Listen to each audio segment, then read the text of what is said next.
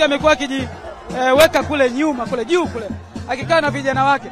Na nikitazama kwa vizuri kabisa, na nikikumbuka msimu uliopita, Kibwana Shomari alikaa pale pale msimu uliopita. Lakini sasa hivi Nixon Kibabage amekaa pale, yes, na walikaa vile vile msimu uliopita. Hawa vijana kutoka Morogoro huwa wanapenda kukaa kule nyuma na wakiwa na rais wao, wakiendelea kusherehekea mataji ambayo wameyachukua msimu huu. Nikwambia tu mtazamaji wa Azam Sports 2, kiukweli shughuli sio ndogo. Kwa mpigia picha wetu hapa Kastiko, shughuli sio ndogo hata kidogo. Wachezaji wapo humo na baadhi ya viongozi na mashabiki. Labda ngoja tuzungumzie. Bwana, mimi leo ndio nitakuwa presenter wa Azam TV hapa kwenye parade hii. Na tutaanza na Elsi Sangal. Unajisikiaje kuwa kwenye parade hii? Ndugu mwandishi, mheshimiwa mtarajiwa, ninayo furaha kubwa sana leo kuwa hapa kwenye uzi huu wa Young Africans. Unawaambia nini wananchi? Kwa kweli leo ni celebration. Makombe 5. Mitano tena. Wamekula 5. Bwana Captain, unawaambia nini wananchi? Siku kubwa, tunawashukuru kwa support yao kubwa. Leo ni siku yetu, tusherehekee, tufurahie, tuenjoy. Bwana, wananchi wanaendelea kutoa burudani kali hapa. Tunamwona Clatous Chota Chama ambaye baada ya muda mrefu kukosa kubeba makombe Tanzania, leo Clatous Chota Chama anashangilia hapa akiwa kwenye gari ambalo Tanzania ni Yanga pekee ndio huwa wanalileta. Bwana, Yanga ni raha. Naona umetesti mitambo. Umejaribu kuonesha kwamba hata katika utangazaji unaweza pia. Sisi tunapiga maeneo yote. Yes, huyu ni makamu wa rais wa Young Africans Arafat Haji, ambaye amekuwa bega kwa bega na timu yake, japo kuna nyakati amekuwa akipotea kutokana na majukumu, ama sio? Bwana, mambo salama. Tumezungumza na meneja habari na mawasiliano wa Young Africans Ali Kamwe.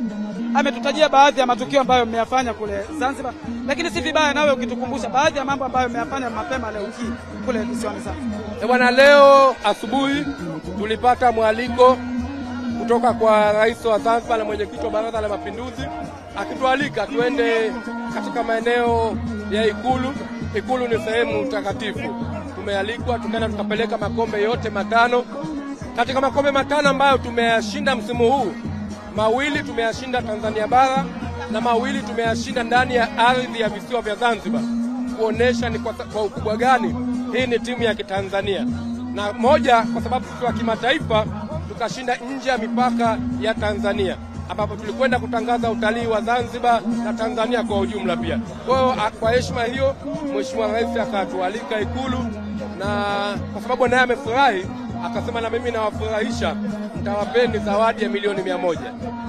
Huu ushirikiano mnaoupata kwa viongozi wakubwa wa serikali na wa nchi, nyinyi Yanga mnajisikiaje? Kwa kweli tunasikia raha na inazidi kutupa nguvu, kwa sababu kama viongozi wetu wanatupa ushirikiano wa namna hii, wanatupa miongozo mbalimbali katika kuhakikisha tunadumisha amani nchini kwetu, lakini na kazi kubwa ambayo wanaifanya wao. Rais wa Zanzibar amewekeza katika miundombinu ya michezo. Rais wa Jamhuri ya Muungano wa Tanzania Mama Samia ametoa bilioni nyingi sana kujenga uwanja mpya wa Arusha, lakini uwanja wa Benjamin Mkapa ametoa fedha nyingi ukarabatiwe. Ni ushirikiano mkubwa na kuonesha ni kwa namna gani wao kama viongozi wetu wako tayari kutunga mkono katika sekta hii ya michezo, na sisi kama vijana wao hakuna budi kuendelea kuwaunga mkono kwa kuiletea mafanikio nchi kupitia michezo.